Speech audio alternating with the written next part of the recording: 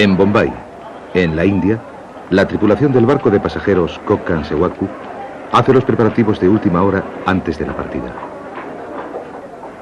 Se apresuran para instalar las alfombras que en la cubierta marcarán los espacios reservados.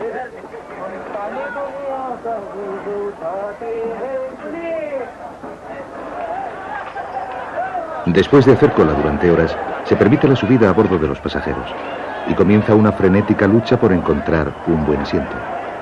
El barco navega entre Bombay y Goa 3 veces a la semana, pero todos los viajes suelen estar repletos. Esta escena de caos organizado es esencialmente india y todos los que participan en ella se lo toman con buen humor. Una vez que los pasajeros están a bordo, una calma ordenada vuelve a reinar en el barco. La tripulación baja la pasarela y el Kokkan Sewaku sale del puerto de una manera impresionante.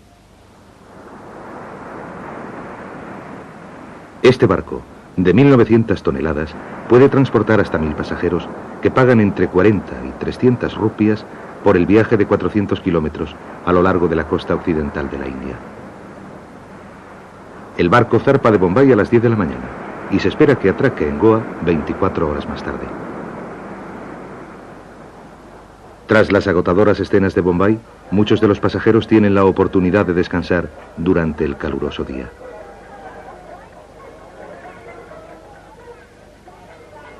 Algunos de los pasajeros son trabajadores inmigrantes que viven en Bombay, pero que tienen a sus familias en Goa. La posibilidad de reunirse después de varios meses de duro trabajo en Bombay es el motivo de un festejo improvisado. El éxito de la India como nación se basa en la fiesta, en festejar la diferencia. A lo largo del país siguen conviviendo grandes poblaciones de hindúes, musulmanes, sikhs y cristianos. En la costa oeste de la India, la influencia del cristianismo resulta en particular evidente.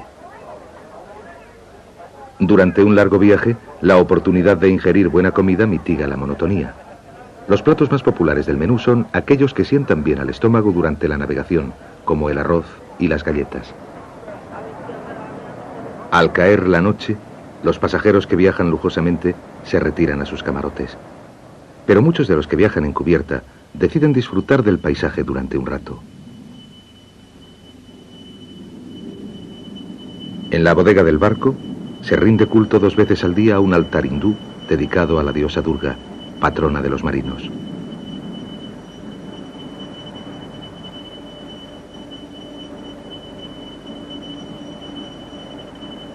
El cocinero del barco actúa también como su sacerdote y ofrece plegarias por la buena travesía del Kokkan Sewaku.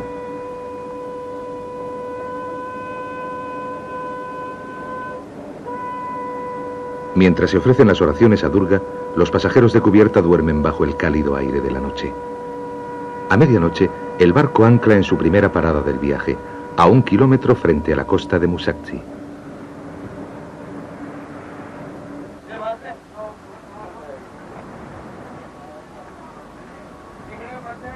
El mar es demasiado poco profundo para que el Kokkan Sewaku atraque en el puerto, de modo que se envía una gabarra para que traslade hasta la costa las mercancías y los pasajeros allí destinados.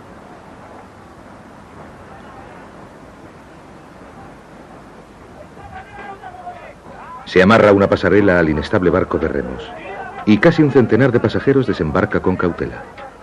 Cuando el mar está demasiado agitado para que la gabarra pueda trasladar a la gente hasta la orilla, el Kokkan Sewaku navega más al sur, a un lugar donde atracar, aunque los pasajeros tendrán que viajar por tierra hasta Musakchi.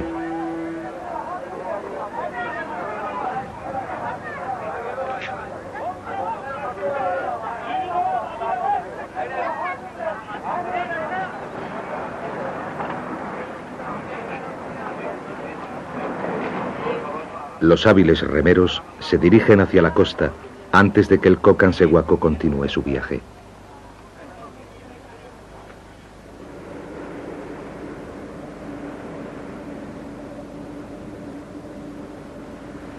Situada casi en el punto medio de las rutas marítimas entre Europa y Asia, la costa occidental de la India ha jugado un papel vital en el desarrollo de las civilizaciones a lo largo de los siglos.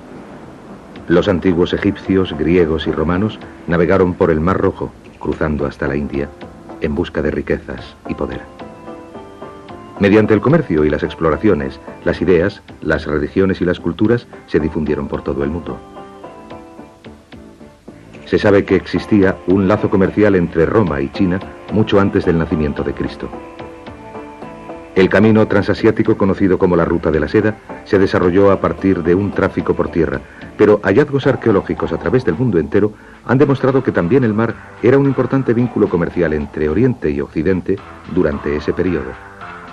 El puerto de Goa, en la costa oeste de la India, tiene muchos yacimientos arqueológicos importantes, a partir de los cuales los historiadores han podido comprender el desarrollo de las civilizaciones occidental y oriental, y en particular la expansión del cristianismo.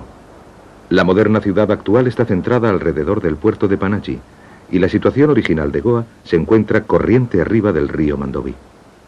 Tiene una larga historia que se remonta hasta el siglo III a.C., cuando constituía el centro del Imperio Mauritano. El apóstol Santo Tomás llegó a la costa occidental de la India hace 2000 años, y el control de la zona se alternó entre los cristianos y las dinastías locales hasta que Goa cayó ante los musulmanes en 1312.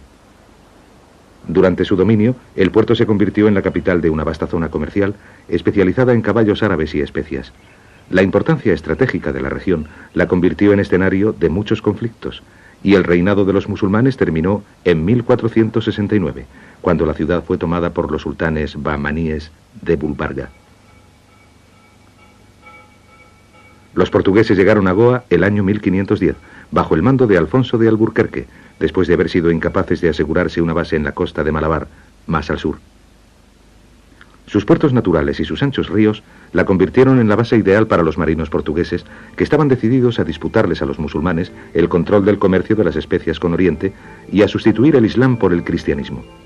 El arco del Virrey, que conduce al centro de la antigua Goa, fue construido por los portugueses en honor de Vasco de Gama, que descubrió la ruta hacia la India a través del Cabo de Buena Esperanza en 1497.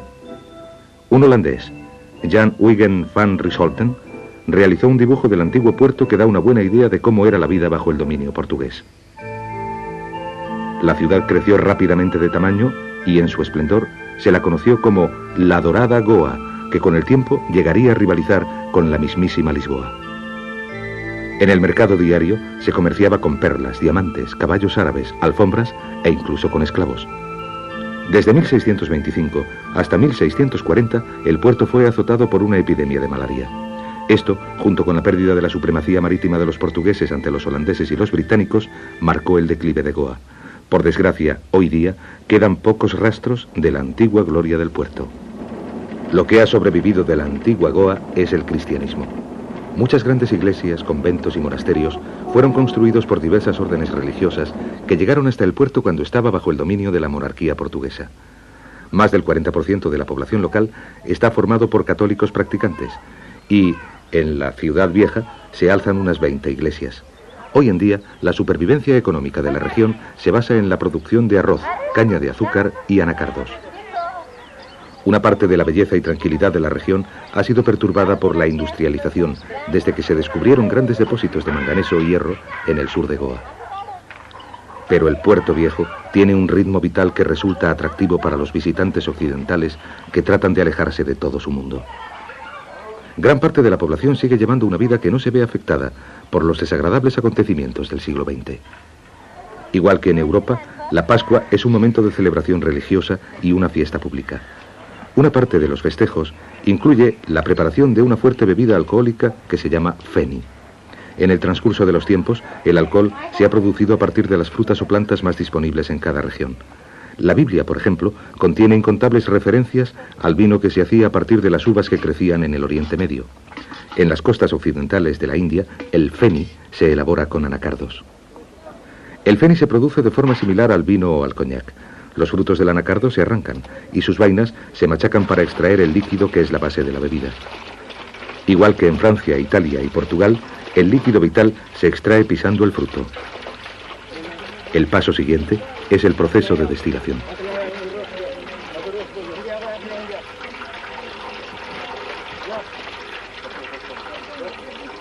En lugar de tratar de prohibir su producción, los antiguos habitantes de Goa construyeron destilerías públicas en el interior de los recintos de iglesias y granjas. El feni se calienta en una caldera que se alimenta con madera y se transforma en vapor. Entonces se le hace pasar a través de tubos situados encima de un depósito de agua fría que le devuelven su estado líquido. El fénix se recoge de un grifo y el proceso se repite una serie de veces para aumentar la fuerza del licor.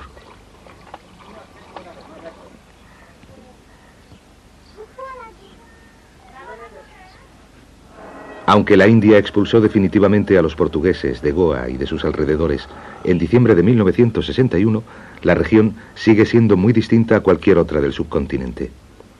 El efecto que los antiguos colonos ejercieron sobre la zona fue muy grande.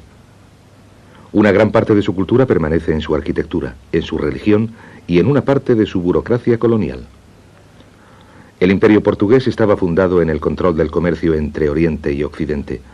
Después de establecerse en Macao, en China, los portugueses transportaron por barco grandes cantidades de valiosa seda y porcelana a través del globo. Una parte de aquella porcelana original sigue siendo evidente aún en Goa.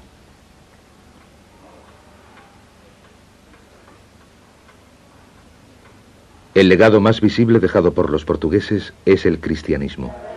La religión no decayó después del declinar de Goa. Siguió prosperando y se construyeron nuevas iglesias en el puerto de Panaji.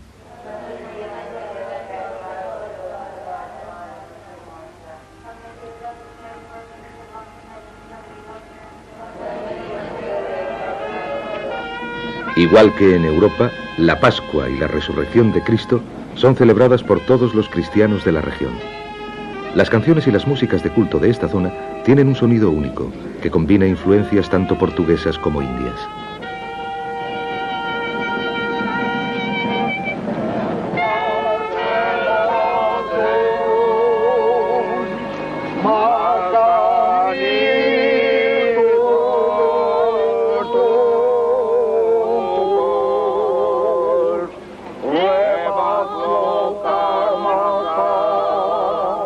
Siguiendo la tradición del catolicismo romano, se lleva una imagen de Cristo por las calles para representar el viaje de su cuerpo desde la cruz hasta su sepulcro. Sin embargo, la música y la muchedumbre que acompaña a la efigie se parece más a la de un funeral en Nueva Orleans.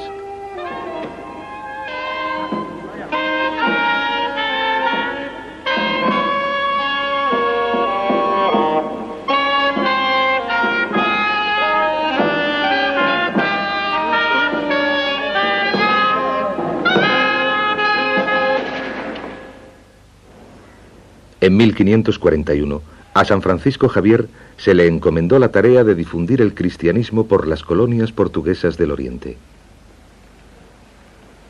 Al este de Goa, una iglesia construida en honor del santo jesuita sigue siendo un lugar de culto.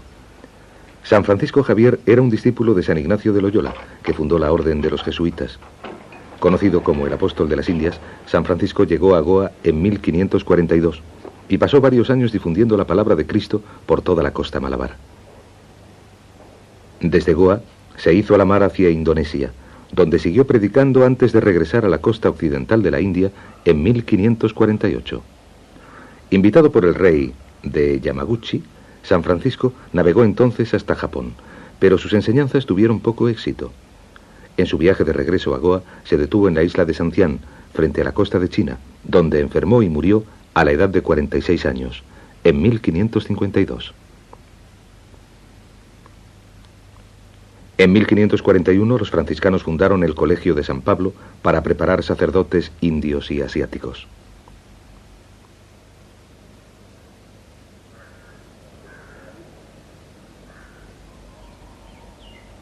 En una época, el colegio fue dirigido por San Francisco, y en su apogeo, unos 3.000 alumnos recibían enseñanzas de unos 80 profesores. El colegio era conocido como el Banco de Sabiduría de las Indias y rivalizaba con los grandes centros de enseñanza de Europa. Pero el cólera, la disentería y la malaria abundaban en la zona, y el colegio se vio reducido en su número de alumnos por el violento ataque de las epidemias.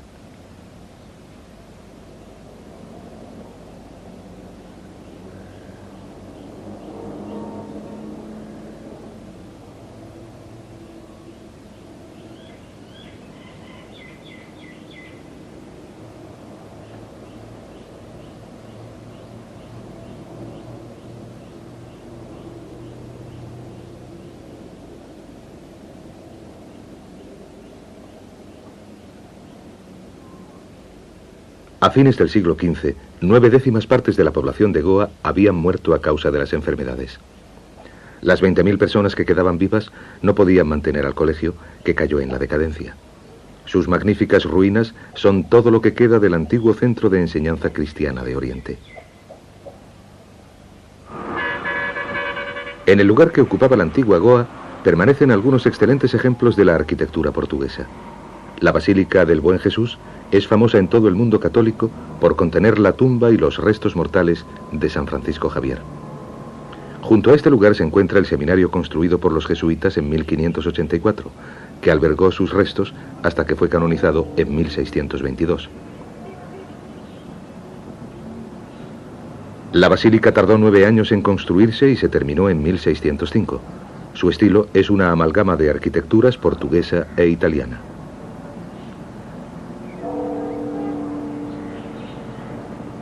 Aparte de sus altares ricamente dorados, el interior de la iglesia es notable por su simplicidad.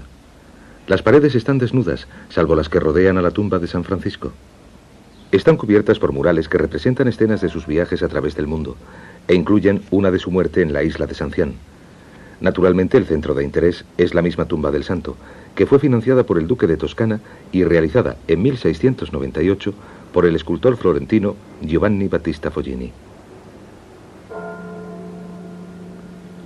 Originalmente, el cuerpo de San Francisco se dejó reposar en la isla de San Cian. De allí fue llevado a Malaca antes de devolverlo a Goa en 1554. Entonces se depositó en el Colegio de San Pablo, pero fue trasladado al seminario en 1613. Después de la canonización del santo, el cuerpo fue trasladado a la basílica. Desde entonces ha padecido varias mutilaciones a manos de los buscadores de reliquias. En 1554, uno de los dedos de los pies fue arrancado a mordiscos por una mujer portuguesa. En 1619, una parte de la mano derecha fue enviada a Roma para ser venerada y otra parte del cuerpo fue enviada a unos monjes jesuitas del Japón.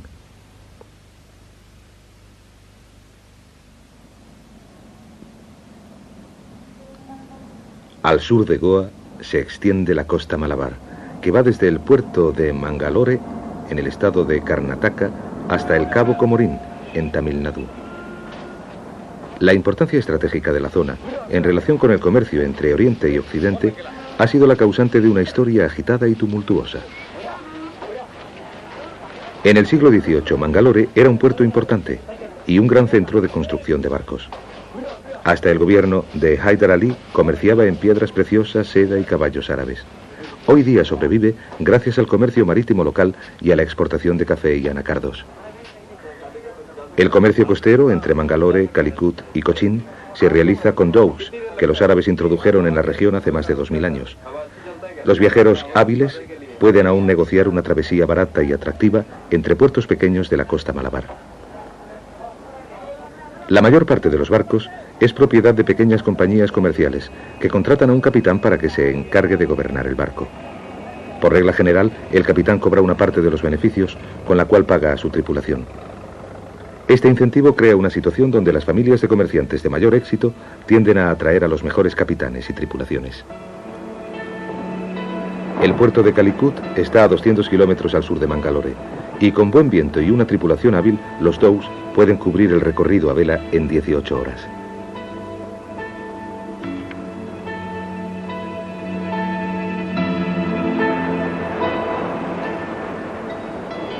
El comercio entre Europa, el Oriente Medio y la India se estableció hace miles de años. Mucho antes de que llegase Vasco de Gama, los fenicios navegaban hasta la India en busca de madera de sándalo, incienso y marfil. Tras los fenicios, llegaron los antiguos griegos, que registraron sus viajes por la región en el Periplus Maris Erythrae, escrito en el siglo I, donde se describen con detalle los puertos del Mar Rojo y de la India Occidental.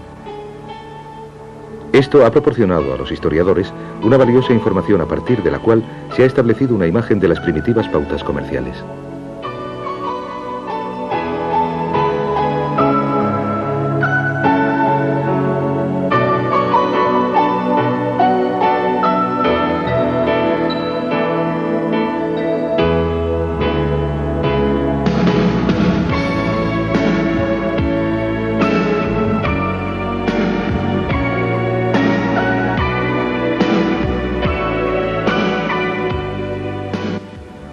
Los dhows navegan a vela y no necesitan de un caro combustible. Además están fabricados con materiales originarios de la región. Estos factores, unidos a su soberbia maniobrabilidad en el mar, explican por qué han sobrevivido a lo largo de los siglos.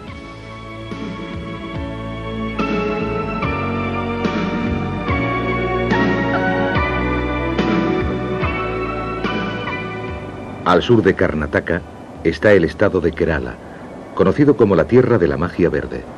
Es una franja costera estrecha protegida del resto de la India y de gran parte de sus influencias por una gran cordillera montañosa situada al este del estado. Sin embargo, Kerala tiene una larga historia de contactos con el mundo exterior. La producción de pimienta y cardamomo convirtió a Kerala en el centro del comercio de las especias por derecho propio, pero funcionó también como punto de transbordo entre el lejano oriente y Europa. La producción de cocos es fundamental para la supervivencia de Kerala hoy en día. Algunas de las palmeras alcanzan una altura de 15 metros y la recolección de los frutos se encomienda a hombres expertos que trepan hasta lo más alto y cortan los cocos maduros. Kerala, que se basa en la agricultura, está lejos de ser el estado más rico de la India. Sin embargo, hay una pobreza relativamente pequeña porque el empleo y por tanto el bienestar se distribuyen entre toda la población.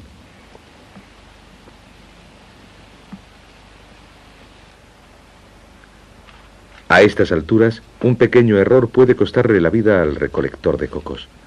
Pero los hombres trabajan con velocidad y confianza como si ignorasen el peligro.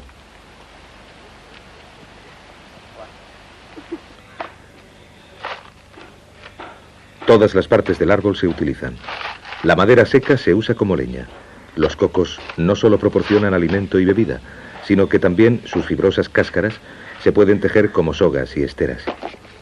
La división del trabajo que se practica por toda Kerala supone que de cada parte del proceso se encarga una persona diferente. Las mujeres se encargan de la parte que más destreza requiere de toda la producción. La leche de coco se extrae de la parte central del fruto para después concentrarse y utilizarse como condimento. La copra, que es la pulpa blanca de su interior, se seca y se usa con fines muy parecidos. Ambos productos se exportan al mundo entero desde Kerala.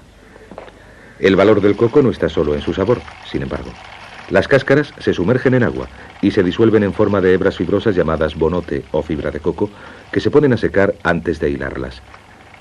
El bonote es la más fuerte de todas las fibras naturales y cuando se trenza o se teje, forma las sogas y esteras excepcionalmente fuertes por las que tiene fama la región. La soga fue vital en el desarrollo del comercio marítimo. Su fuerza y seguridad hicieron posible que los fabricantes de barcos pudiesen construir navíos cada vez más grandes y capaces de llevar más productos más lejos.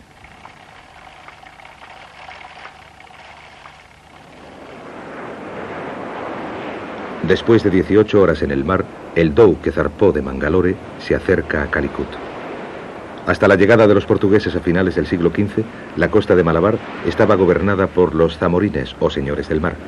Su experiencia náutica y su habilidad en la lucha les convirtieron en dueños de varios puertos importantes a lo largo de la línea costera. Pero la llegada de Vasco de Gama a Calicut en 1498, después de su épico viaje bordeando el Cabo de Buena Esperanza, supuso el inicio de cambios importantes. En su momento de plenitud, el puerto fue un importante punto de enlace entre Oriente y Occidente y era conocido como la puerta hacia el mundo árabe. Desde entonces ha cedido su importancia al puerto de Cochín, más al sur, pero Calicut sigue sobreviviendo gracias al comercio costero y a la construcción de barcos. A pesar de todo, quedan algunas pruebas de su antigua gloria.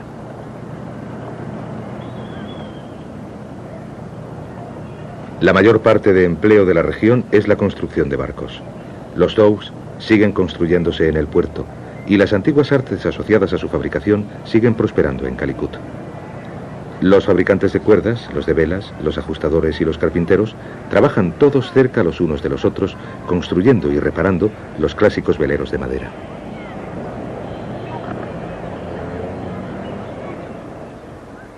Queda muy poco de la antigua Calicut.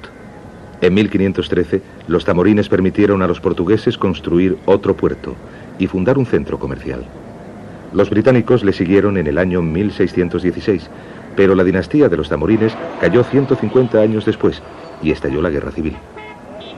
En 1789, el sultán Tipu Saib, llamado Badur el Bravo, arrasó toda la región antes de que los británicos estableciesen en ella su dominio en 1792.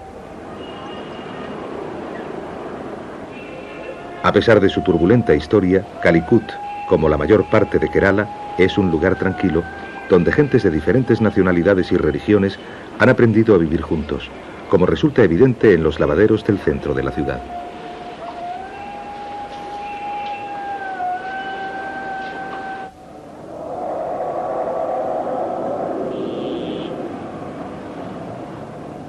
Kerala tiene una gran riqueza de asociaciones históricas. Hindúes, musulmanes, cristianos, chinos y judíos se han instalado en diversos lugares de este estado. El 90% de la población de Calicut es musulmán.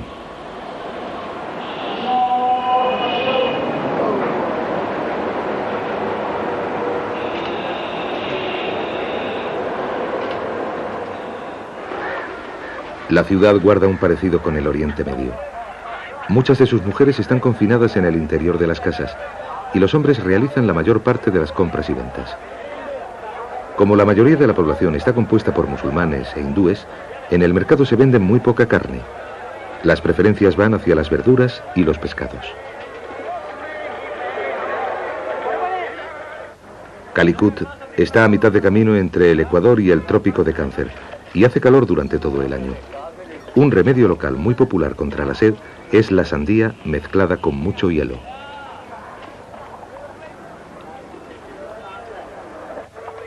El pescado fresco compone la alimentación de la mayoría de las familias. Se captura en las costas locales y proporciona una barata fuente de proteínas. La costa Malabar es rica en pescado y hay mucha gente que se dedica a la industria pesquera. Unas pequeñas traineras trabajan a cerca de 1 kilómetro de la costa.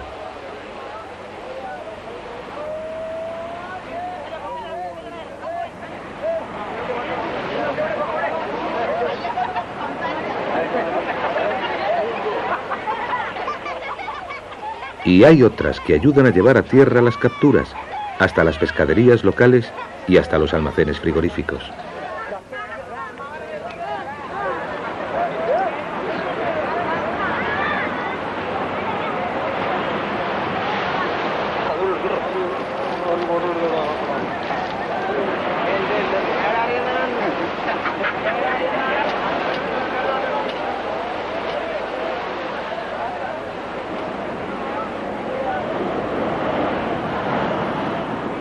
Los barquitos que trabajan cerca de la orilla se conocen como tonis y han sido usados por los pescadores locales desde hace cientos de años. La proa y la popa, elevadas, tienen un diseño ideal para atravesar las encrespadas olas. Pero estos barcos de poco calado son muy vulnerables en las fuertes marejadas.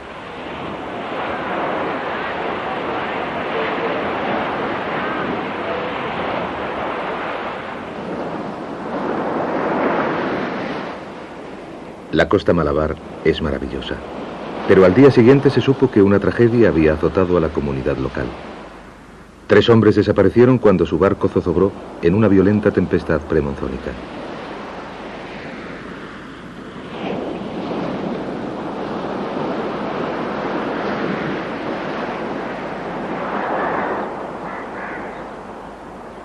Cuando se pierden vidas humanas, los pescadores de la zona suspenden su trabajo durante algunos días por respeto a sus colegas muertos.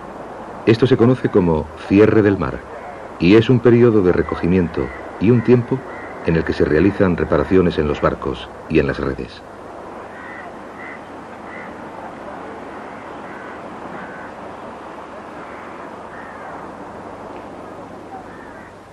Según el escritor portugués del siglo XVI, Pires, la costa Malabar estaba infectada de piratas que navegaban en barcos conocidos como tones. Los barcos de los pescadores, los tonis, se cree que son copias a menor tamaño de esas naves. Tienen unos 6 metros de longitud y forma combada.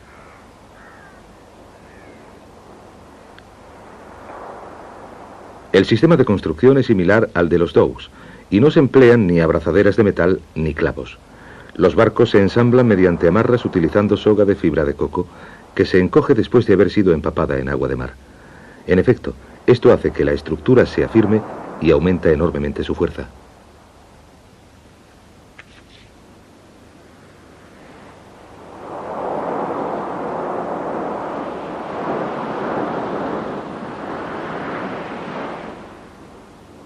Lo mismo que el Dow, el Tony tiene un diseño clásico. Los hábiles fabricantes de barcos y sogas de la zona siguen trabajando porque sencillamente estos barcos son los más económicos. No necesitan combustible y los materiales necesarios para su construcción y su reparación están a mano y son relativamente baratos.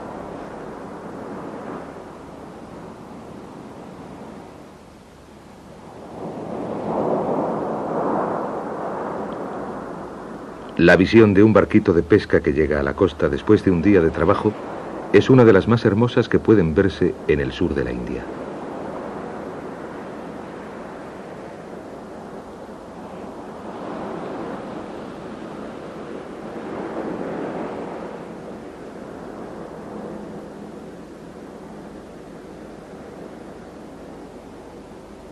Los portugueses tienen una larga y distinguida historia en el mar. Su navegante más famoso es Vasco de Gama, que llegó a la costa occidental de la India en 1498. Hay una teoría que explica sus éxitos, y es que los portugueses descienden de los grandes navegantes fenicios.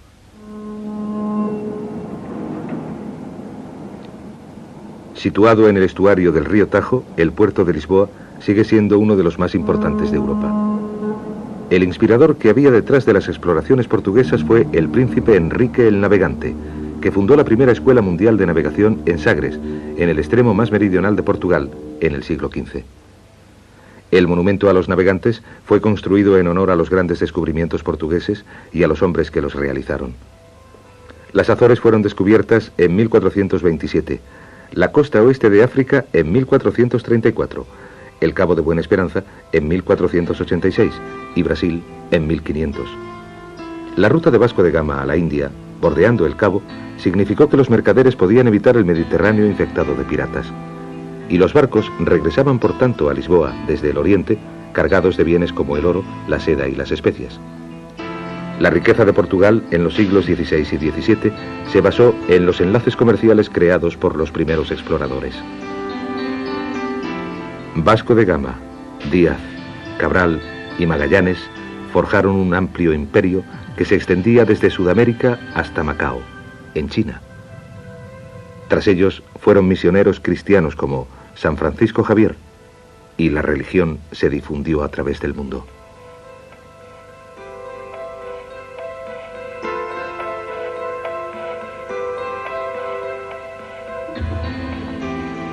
El momento exacto en el que el judaísmo o el cristianismo se establecieron en la costa malabar es objeto de una gran discusión. Se sabe que colonos judíos huyeron a Kerala después de que Nabucodonosor ocupase Jerusalén el año 587 a.C. Y se cree que el cristianismo llegó cuando Santo Tomás arribó a Cranganore, el año 52 de nuestra era.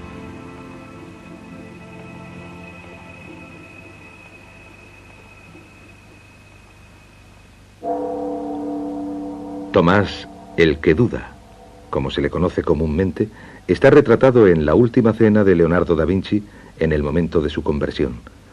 Él dudó de que Jesús hubiese sido crucificado y que después resucitara, pero cuando le mostraron las cicatrices del cuerpo de Cristo, se convirtió instantáneamente a la fe.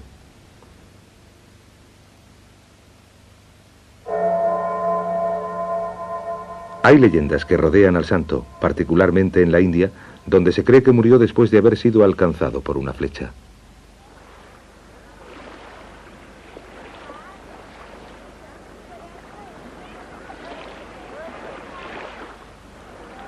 Alrededor de Cranganore se fundó una gran comunidad cristiana en tiempos de Santo Tomás.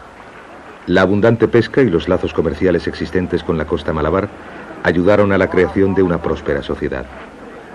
La ciudad se encuentra en un gran estuario alimentado por una red de canales de aguas poco profundas que proporcionan grandes suministros de pescado, langosta y moluscos.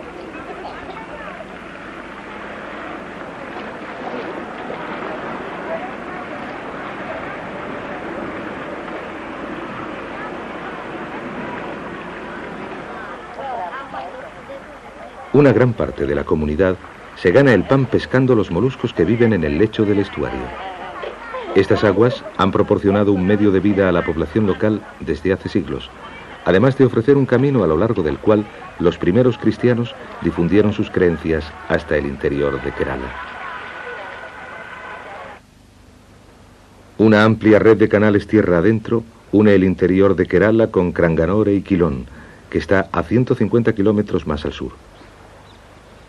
Unas pequeñas piraguas a vela recorren los canales y abastecen a las plantaciones de coco, caucho y café de la región.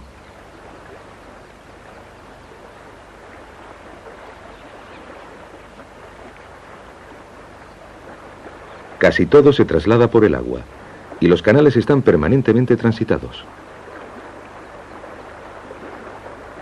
Casi el 25% de la población de Kerala está compuesta por cristianos practicantes, y en este estado el cristianismo lleva más tiempo establecido que en casi cualquier otro lugar del mundo. La fe se estableció con la llegada de Santo Tomás, y la primera iglesia de la que se tiene noticia fue construida en su honor en el siglo IV, río arriba de Cranganore.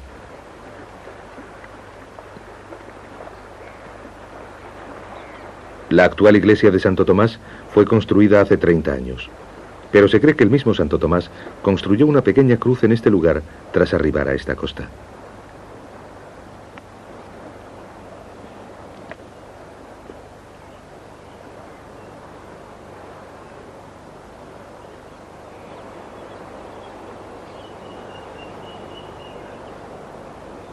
Las comunidades cristianas jugaron un importante papel en el comercio y en las transacciones llevadas a cabo por toda la costa malabar, y antiguos registros hacen suponer que eran comerciantes de mucho éxito que concedían grandes regalos de tierras a otras comunidades a cambio de su amistad.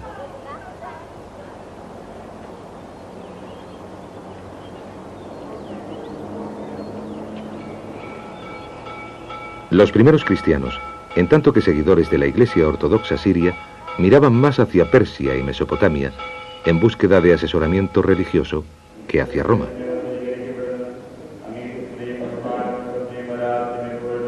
Hasta el siglo XVI todos los obispos de Kerala procedían de Oriente Medio, pero los portugueses acabaron con esta costumbre en un esfuerzo para aumentar la supremacía de Roma en la región.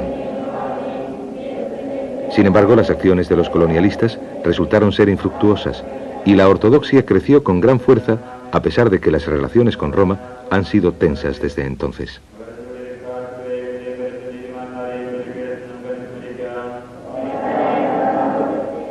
La iglesia tiene fama de albergar lo que se cree que es un hueso del brazo de Santo Tomás.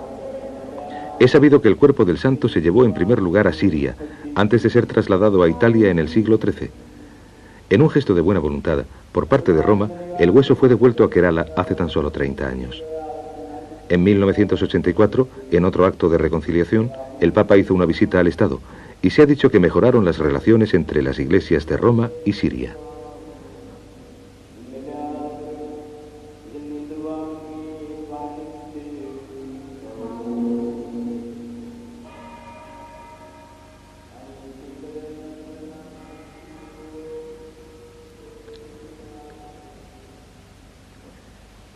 En Kerala, la arquitectura, las actitudes y las prácticas laborales han sido influidas por el cristianismo. Pero a la inversa, la India ha afectado al cristianismo en la región. Los himnos y las oraciones, por ejemplo, son cristianos, pero tienen ritmos y melodías indias. Algunas de las iglesias fueron en el pasado templos hindúes y tienen una arquitectura india tradicional. Las agujas de esta iglesia de las afueras de Cranganore son una mezcla de las arquitecturas religiosas europeas e indias.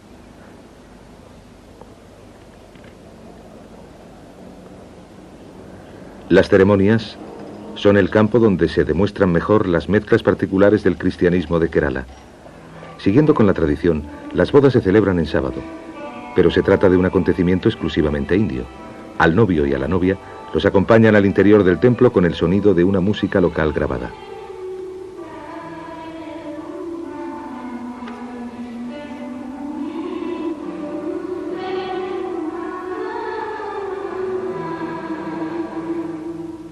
സൃഷ്ടാവ് ആദിയിൽ പുരുഷനും സ്ത്രീയുമായി മനുഷ്യനെ സൃഷ്ടിച്ചു. തന്നിമിത്തം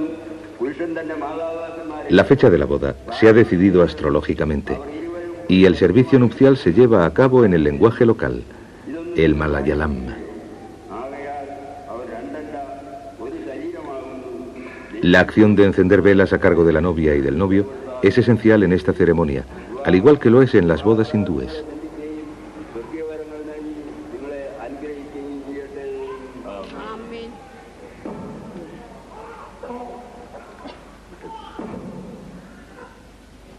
Después de la ceremonia, la pareja pasea por el poblado hasta la casa del novio, donde la madre de él comprueba todos los dispositivos y da la bienvenida a la nueva esposa como miembro de la familia.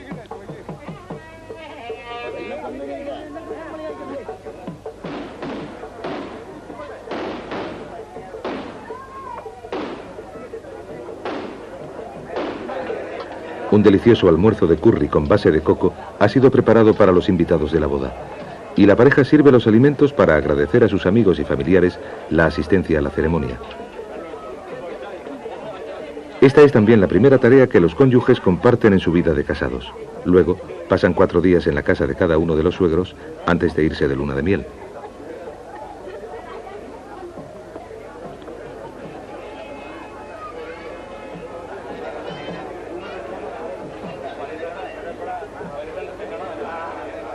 Los cristianos de Kerala se llaman a sí mismos los hijos de Santo Tomás, y una gran parte de su fe se centra alrededor del santo. Después de la boda, se realiza una preciosa danza de celebración alrededor del candelabro matrimonial.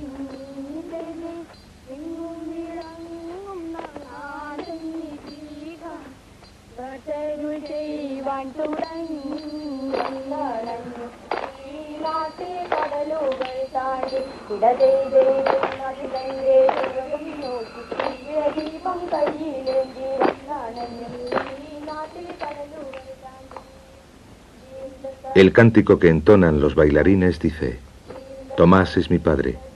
Un largo viaje le trajo a la India para que nos enseñase sus lecciones. Recibamos a nuestro padre con ropajes limpios, flores y abejas. Acompañadnos para que demos la bienvenida a nuestro padre. Cuando Santo Tomás rezaba en el jardín de los faisanes, una flecha que apuntaba a una de las aves alcanzó el costado de nuestro padre. Él siguió rezando imperturbable, pero la flecha acabó por causarle la muerte.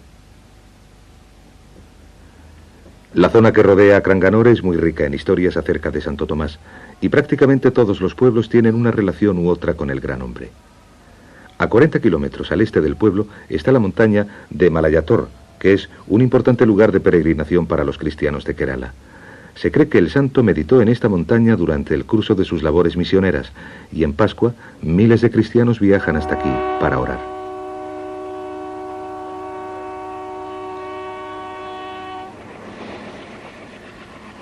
La peregrinación dura 3 meses, y en el primer domingo siguiente a la Pascua, conocido como Putonjar, más de 100.000 cristianos llegan a las montañas después de un viaje que en muchos casos es de cientos de kilómetros.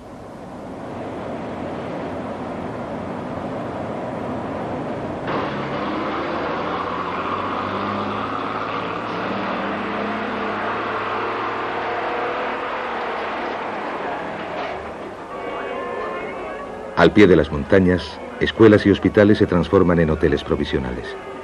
Toda la zona se inunda de gentes, algunas de las cuales han caminado durante 4 días desde el vecino estado de Tamil Nadu.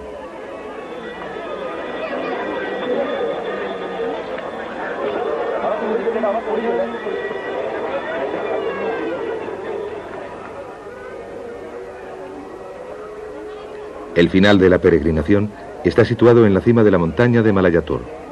A temperaturas superiores a los 40 grados centígrados, los peregrinos escalan el empinado camino. Se dice que los auténticos creyentes pueden ver las huellas de las pisadas de Santo Tomás. Durante la ascensión, los caminantes resucitan la frase: «Ayúdame a escalar la montaña del crucifijo de oro».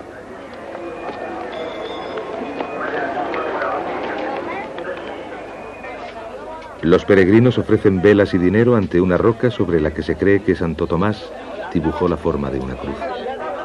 Y mientras meditaba sobre las heridas de Cristo, se dice que la cruz se iluminó con una luz dorada.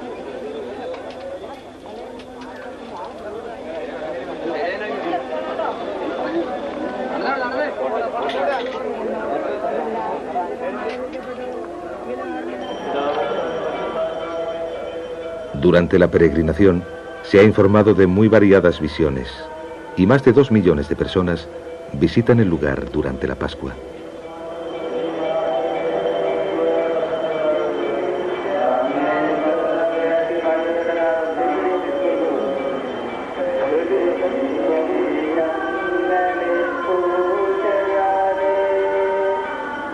El centro de atención durante esas semanas es una gran cruz dorada que se ha construido en la cima de la montaña de 400 metros de altura. La cruz fue construida en honor del santo y cada peregrino tiene la esperanza de llegar a verla. Pero son miles los que se reúnen en este lugar y solo los afortunados tienen la oportunidad de conseguirlo.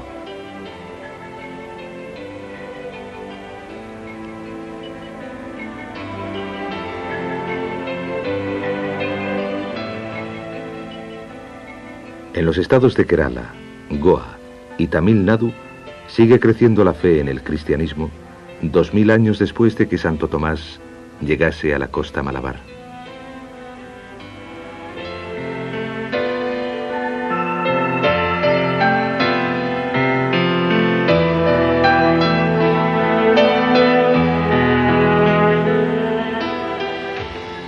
La costa malabar es muy rica en asociaciones históricas.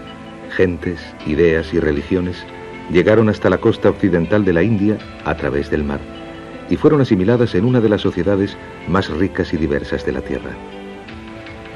Santo Tomás llegó para esparcir la palabra nueva del cristianismo. Vasco de Gama vino en busca de riquezas. Y ambos hombres encontraron una tierra llena de belleza que permanece hoy día. Una tierra de riquezas, pero que es aún más rica en sus recursos humanos.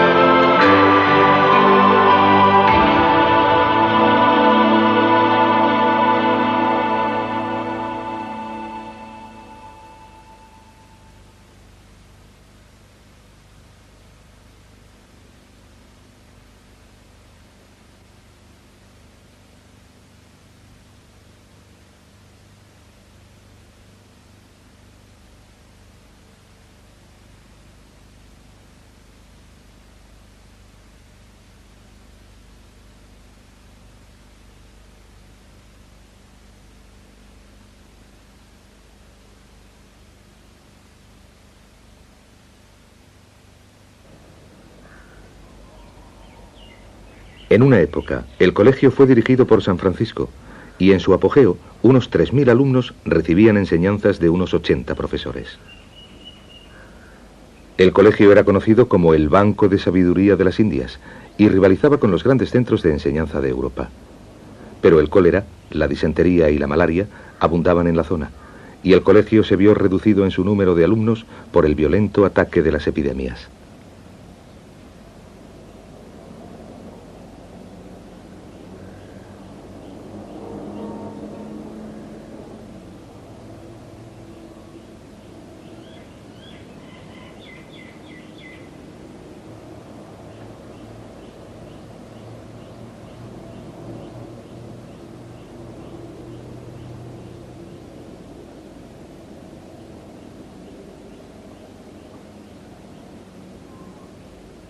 A fines del siglo XV, 9/10 partes de la población de Goa habían muerto a causa de las enfermedades. Las 20.000 personas que quedaban vivas no podían mantener al colegio, que cayó en la decadencia. Sus magníficas ruinas son todo lo que queda del antiguo centro de enseñanza cristiana de Oriente. En el lugar que ocupaba la antigua Goa permanecen algunos excelentes ejemplos de la arquitectura portuguesa. La Basílica del Buen Jesús es famosa en todo el mundo católico por contener la tumba y los restos mortales de San Francisco Javier. Junto a este lugar se encuentra el seminario construido por los jesuitas en 1584, que albergó sus restos hasta que fue canonizado en 1622. La basílica tardó 9 años en construirse y se terminó en 1605. Su estilo es una amalgama de arquitecturas portuguesa e italiana.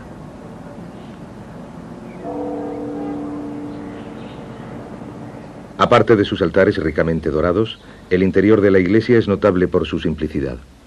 Las paredes están desnudas, salvo las que rodean a la tumba de San Francisco. Están cubiertas por murales que representan escenas de sus viajes a través del mundo, e incluyen una de su muerte en la isla de San Cián. Naturalmente, el centro de interés es la misma tumba del santo, que fue financiada por el duque de Toscana y realizada en 1698 por el escultor florentino Giovanni Battista Foggini. Originalmente, el cuerpo de San Francisco se dejó reposar en la isla de San Cián. De allí fue llevado a Malaca, antes de devolverlo a Goa en 1554. Entonces se depositó en el Colegio de San Pablo, pero fue trasladado al seminario en 1613. Después de la canonización del santo, el cuerpo fue trasladado a la basílica. Entonces se le hace pasar a través de tubos situados encima de un depósito de agua fría que le devuelven su estado líquido. El fénix se recoge de un grifo y el proceso se repite una serie de veces para aumentar la fuerza del licor.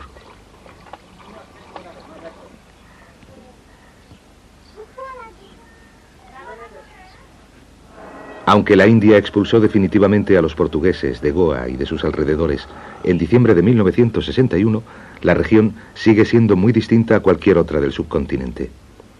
El efecto que los antiguos colonos ejercieron sobre la zona fue muy grande.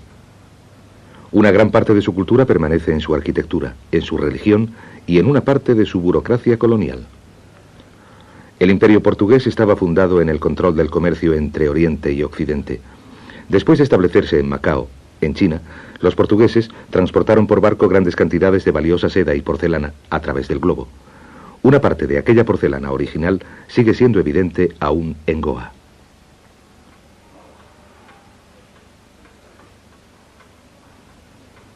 El legado más visible dejado por los portugueses es el cristianismo.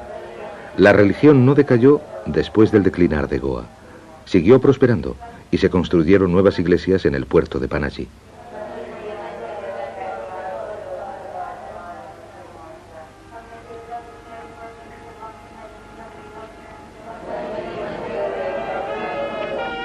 Igual que en Europa, la Pascua y la Resurrección de Cristo son celebradas por todos los cristianos de la región. Las canciones y las músicas de culto de esta zona tienen un sonido único, que combina influencias tanto portuguesas como indias.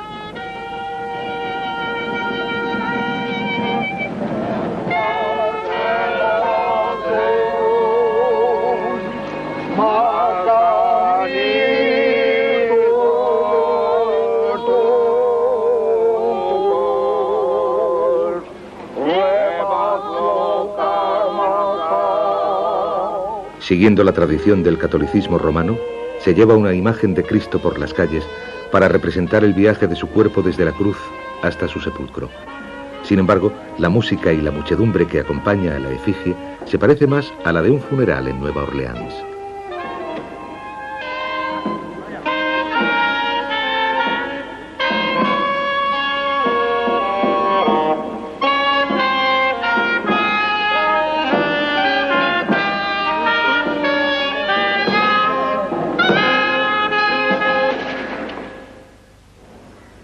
En 1541, a San Francisco Javier se le encomendó la tarea de difundir el cristianismo por las colonias portuguesas del Oriente. Al este de Goa, una iglesia construida en honor del santo jesuita dentro de la antigua Goa Fue construido por los portugueses en honor de Vasco de Gama, que descubrió la ruta hacia la India a través del Cabo de Buena Esperanza en 1497.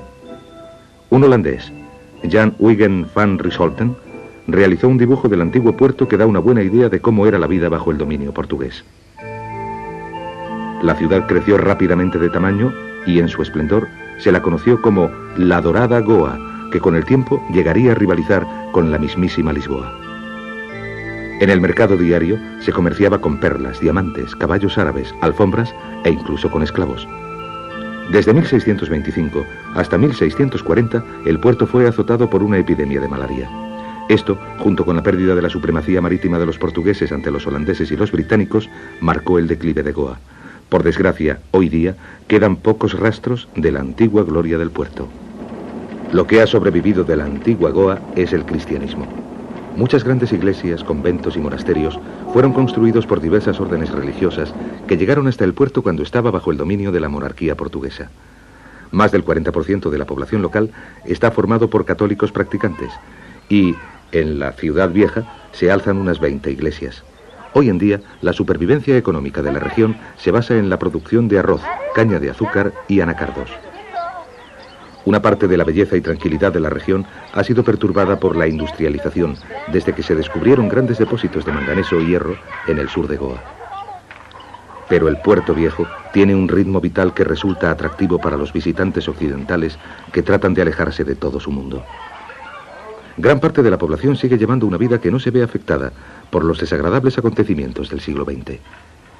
Igual que en Europa, la Pascua es un momento de celebración religiosa y una fiesta pública. Una parte de los festejos incluye la preparación de una fuerte bebida alcohólica que se llama feni. En el transcurso de los tiempos, el alcohol se ha producido a partir de las frutas o plantas más disponibles en cada región. La Biblia, por ejemplo, contiene incontables referencias al vino que se hacía a partir de las uvas que crecían en el Oriente Medio. En las costas occidentales de la India, el feni se elabora con anacardos. El feni se produce de forma similar al vino o al coñac.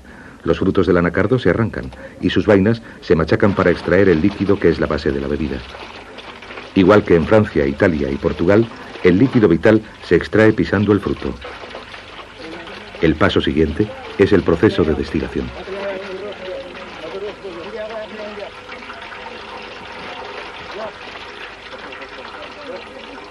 En lugar de tratar de prohibir su producción, los antiguos habitantes de Goa construyeron destilerías públicas en el interior de los recintos de iglesias y granjas.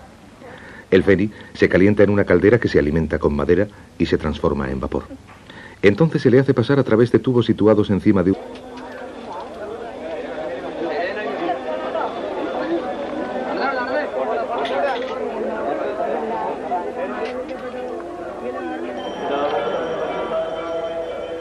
Durante la peregrinación se ha informado de muy variadas visiones y más de 2 millones de personas visitan el lugar durante la Pascua.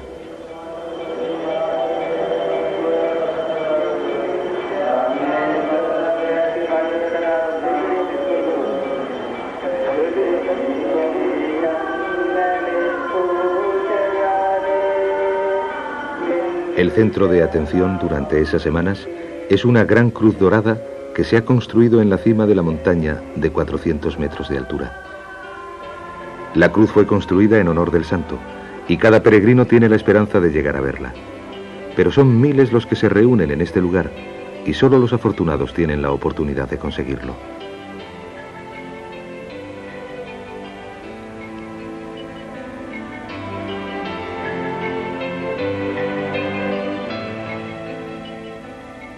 En los estados de Kerala, Goa y Tamil Nadu sigue creciendo la fe en el cristianismo 2000 años después de que Santo Tomás llegase a la costa Malabar.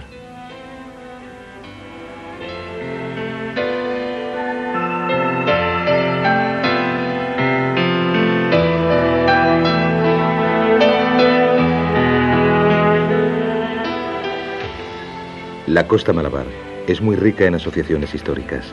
Gentes, ideas y religiones llegaron hasta la costa occidental de la India a través del mar y fueron asimiladas en una de las sociedades más ricas y diversas de la tierra.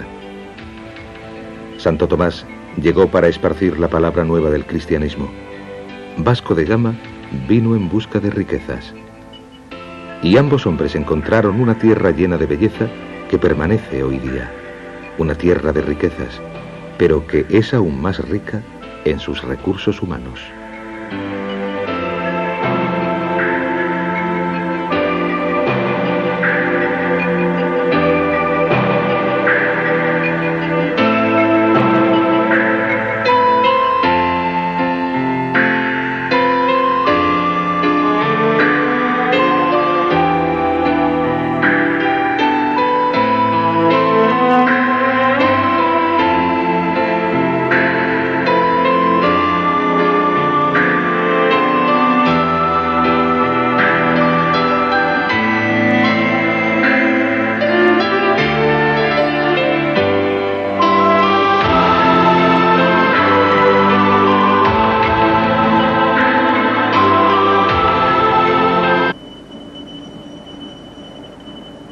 El cocinero del barco actúa también como su sacerdote y ofrece plegarias por la buena travesía del Kokansewaku.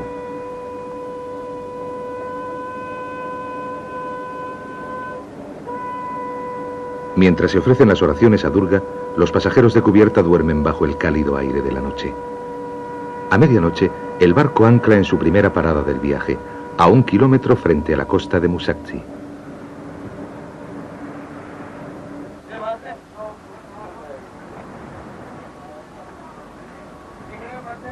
El mar es demasiado poco profundo para que el Kokansewaku atraque en el puerto, de modo que se envía una gabarra para que traslade hasta la costa las mercancías y los pasajeros allí destinados.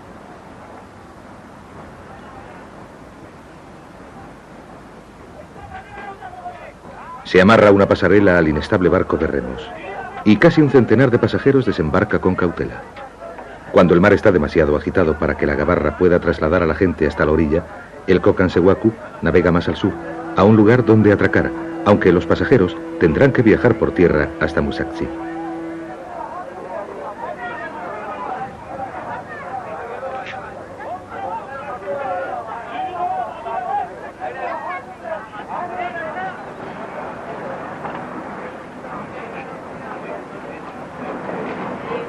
Los hábiles remeros se dirigen hacia la costa antes de que el Kokansewaku continúe su viaje.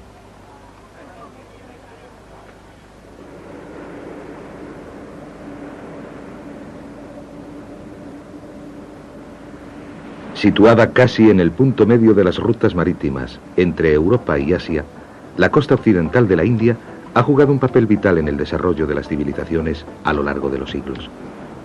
Los antiguos egipcios, griegos y romanos navegaron por el Mar Rojo, cruzando hasta la India, en busca de riquezas y poder. Mediante el comercio y las exploraciones, las ideas, las religiones y las culturas se difundieron por todo el mundo.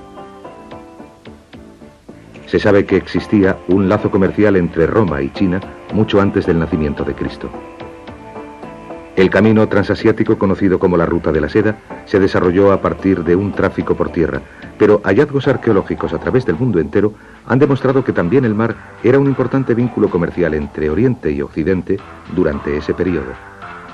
El puerto de Goa, en la costa oeste de la India, tiene muchos yacimientos arqueológicos importantes, a partir de los cuales los historiadores han podido comprender el desarrollo de las civilizaciones occidental y oriental, y en particular la expansión del cristianismo.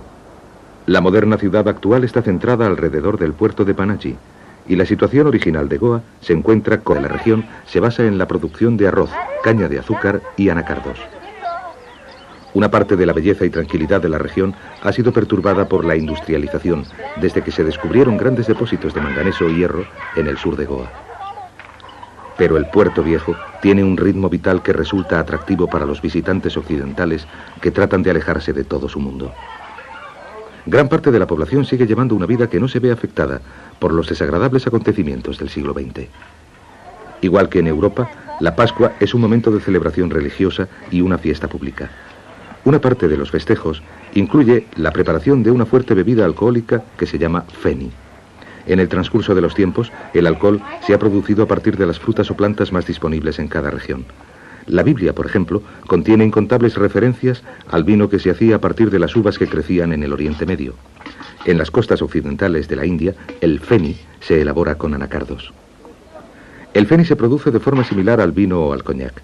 Los frutos del anacardo se arrancan y sus vainas se machacan para extraer el líquido que es la base de la bebida. Igual que en Francia, Italia y Portugal, el líquido vital se extrae pisando el fruto.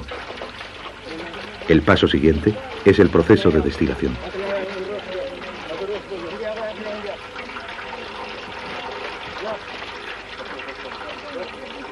En lugar de tratar de prohibir su producción, los antiguos habitantes de Goa construyeron destilerías públicas en el interior de los recintos de iglesias y granjas. El feni se calienta en una caldera que se alimenta con madera y se transforma en vapor. Entonces se le hace pasar a través de tubos situados encima de un depósito de agua fría que le devuelven su estado líquido. El feni se recoge de un grifo y el proceso se repite una serie de veces para aumentar la fuerza del licor.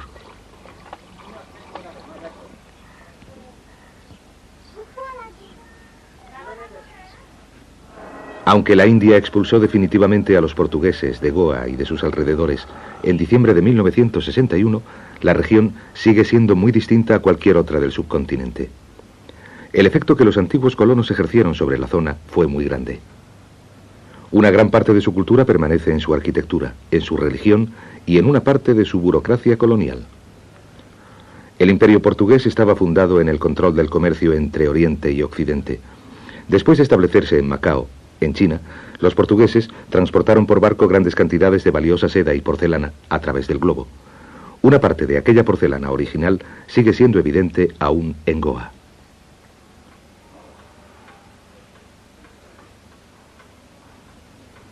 El legado más visible dejado por los portugueses es el cristianismo.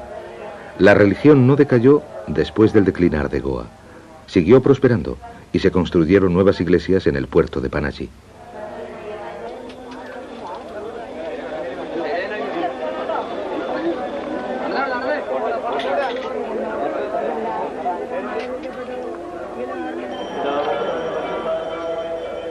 Durante la peregrinación se ha informado de muy variadas visiones y más de 2 millones de personas visitan el lugar durante la Pascua.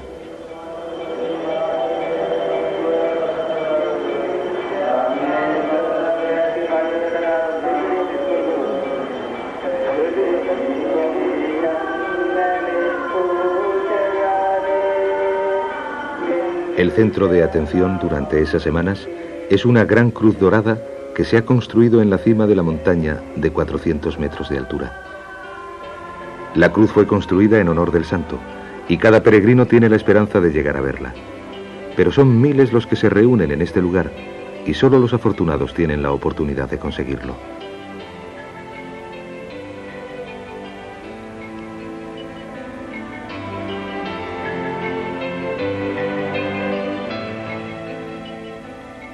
En los estados de Kerala, Goa y Tamil Nadu sigue creciendo la fe en el cristianismo 2000 años después de que Santo Tomás llegase a la costa malabar.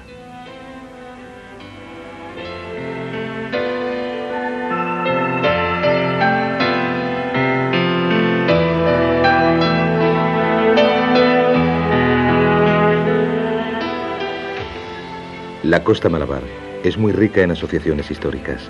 Gentes, ideas y religiones llegaron hasta la costa occidental de la India a través del mar y fueron asimiladas en una de las sociedades más ricas y diversas de la tierra. Santo Tomás llegó para esparcir la palabra nueva del cristianismo. Vasco de Gama vino en busca de riquezas. Y ambos hombres encontraron una tierra llena de belleza que permanece hoy día. Una tierra de riquezas, pero que es aún más rica en sus recursos humanos.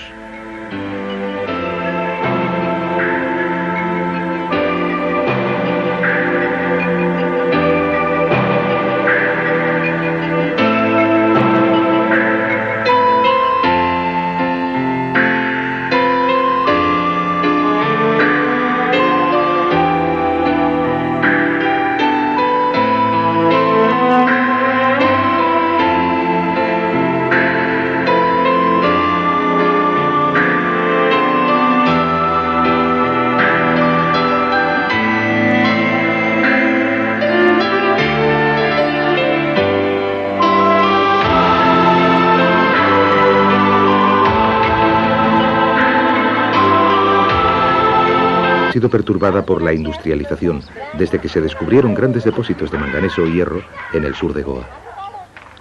Pero el puerto viejo tiene un ritmo vital que resulta atractivo para los visitantes occidentales que tratan de alejarse de todo su mundo. Gran parte de la población sigue llevando una vida que no se ve afectada por los desagradables acontecimientos del siglo XX. Igual que en Europa, la Pascua es un momento de celebración religiosa y una fiesta pública.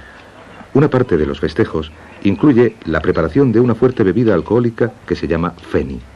En el transcurso de los tiempos, el alcohol se ha producido a partir de las frutas o plantas más disponibles en cada región. La Biblia, por ejemplo, contiene incontables referencias al vino que se hacía a partir de las uvas que crecían en el Oriente Medio. En las costas occidentales de la India, el feni se elabora con anacardos. El feni se produce de forma similar al vino o al coñac. Los frutos del anacardo se arrancan y sus vainas se machacan para extraer el líquido que es la base de la bebida. Igual que en Francia, Italia y Portugal, el líquido vital se extrae pisando el fruto. El paso siguiente es el proceso de destilación.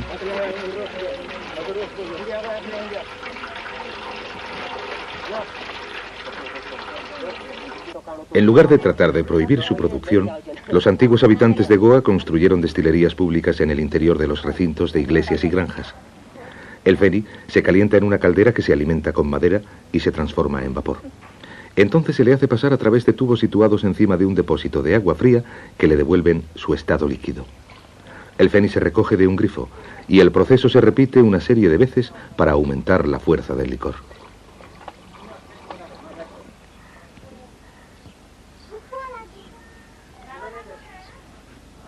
Aunque la India expulsó definitivamente a los portugueses de Goa y de sus alrededores en diciembre de 1961, la región sigue siendo muy distinta a cualquier otra del subcontinente.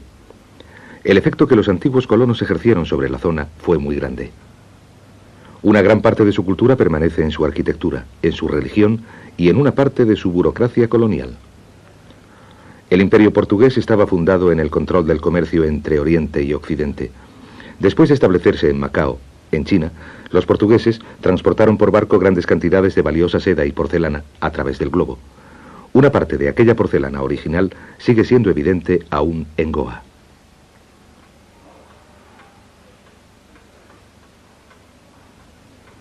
El legado más visible dejado por los portugueses es el cristianismo. La religión no decayó después del declinar de Goa. Siguió prosperando y se construyeron nuevas iglesias en el puerto de Panaji.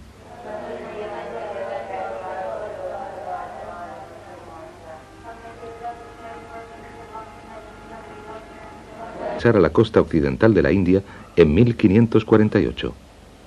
Invitado por el rey de Yamaguchi, San Francisco navegó entonces hasta Japón, pero sus enseñanzas tuvieron poco éxito.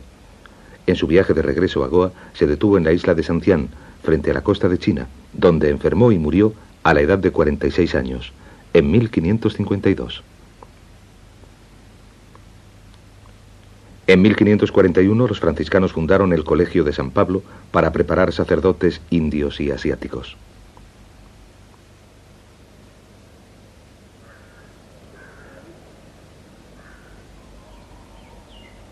En una época, el colegio fue dirigido por San Francisco y en su apogeo, unos 3.000 alumnos recibían enseñanzas de unos 80 profesores. El colegio era conocido como el Banco de Sabiduría de las Indias y rivalizaba con los grandes centros de enseñanza de Europa.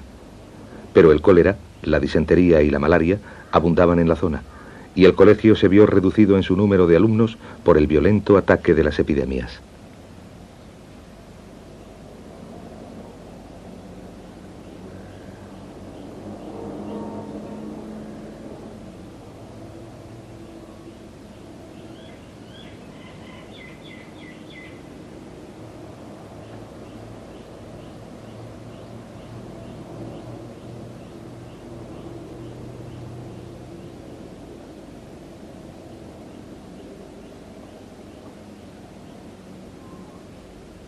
A fines del siglo XV, 9/10 partes de la población de Goa habían muerto a causa de las enfermedades. Las 20.000 personas que quedaban vivas no podían mantener al colegio, que cayó en la decadencia. Sus magníficas ruinas son todo lo que queda del antiguo centro de enseñanza cristiana de Oriente. En el lugar que ocupaba la antigua Goa permanecen algunos excelentes ejemplos de la arquitectura portuguesa. La Basílica del Buen Jesús es famosa en todo el mundo católico por contener la tumba y los restos mortales de San Francisco Javier. Junto a este lugar se encuentra el seminario construido por los jesuitas en 1584, que albergó sus restos hasta que fue canonizado en 1622. La basílica tardó 9 años en construirse y se terminó en 1605. Su estilo es una amalgama de arquitecturas portuguesa e italiana.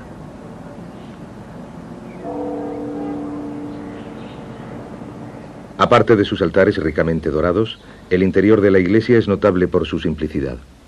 Las paredes están desnudas, salvo las que rodean a la tumba de San Francisco. Están cubiertas por murales que representan escenas de sus viajes a través del mundo, e incluyen una de su muerte en la isla de Sancián. Naturalmente, el centro de interés es Lagos. En 1541, los franciscanos fundaron el Colegio de San Pablo para preparar sacerdotes indios y asiáticos.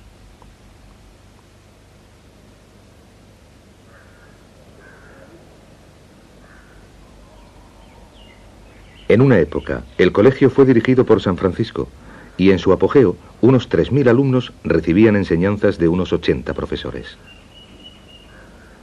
El colegio era conocido como el Banco de Sabiduría de las Indias y rivalizaba con los grandes centros de enseñanza de Europa. Pero el cólera, la disentería y la malaria abundaban en la zona, y el colegio se vio reducido en su número de alumnos por el violento ataque de las epidemias.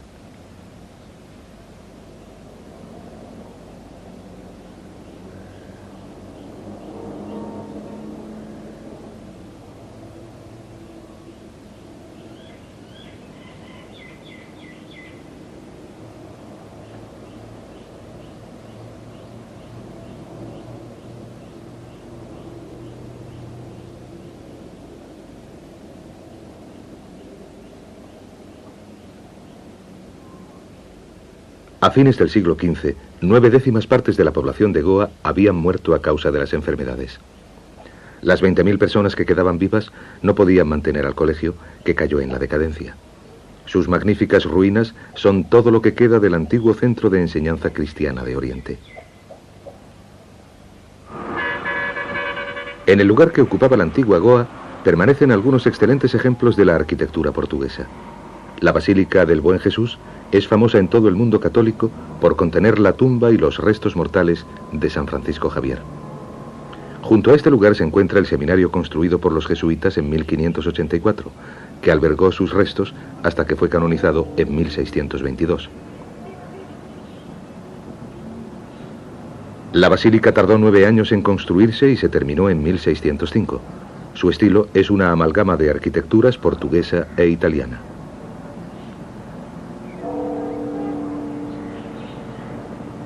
Aparte de sus altares ricamente dorados, el interior de la iglesia es notable por su simplicidad.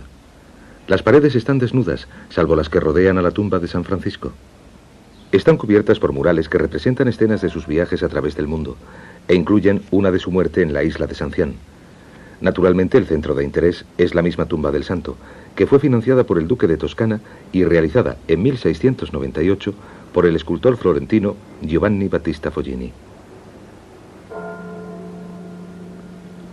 Originalmente, el cuerpo de San Francisco se dejó reposar en la isla de Sancián.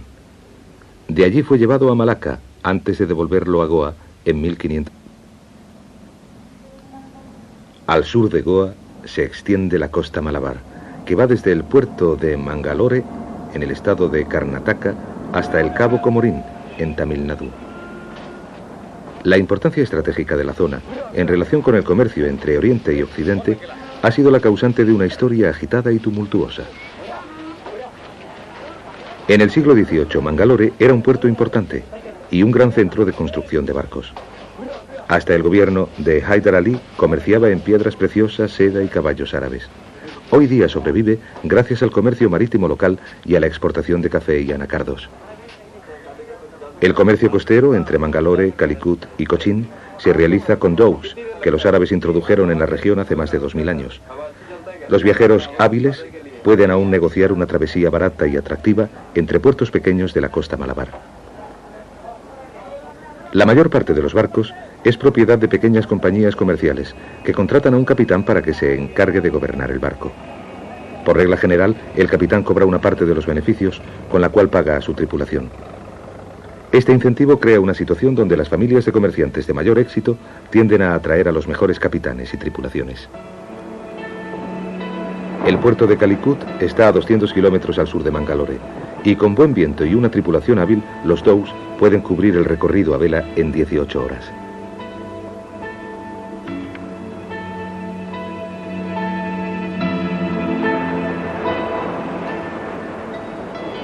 El comercio entre Europa, el Oriente Medio y la India se estableció hace miles de años. Mucho antes de que llegase Vasco de Gama, los fenicios navegaban hasta la India en busca de madera de sándalo, incienso y marfil.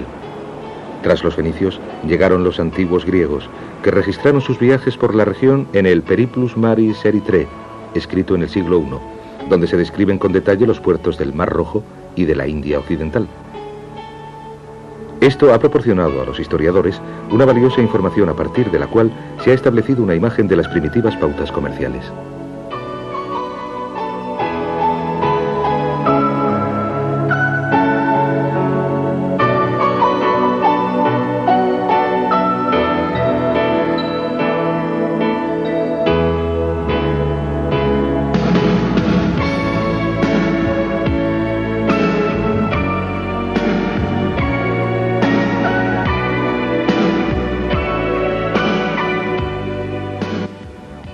Los dhows navegan a vela y no necesitan de un caro combustible. Además, están fabricados con materiales originarios de la región. Estos factores, unidos a su soberbia maniobrabilidad en el mar, explican por qué han sobrevivido a lo largo de los siglos.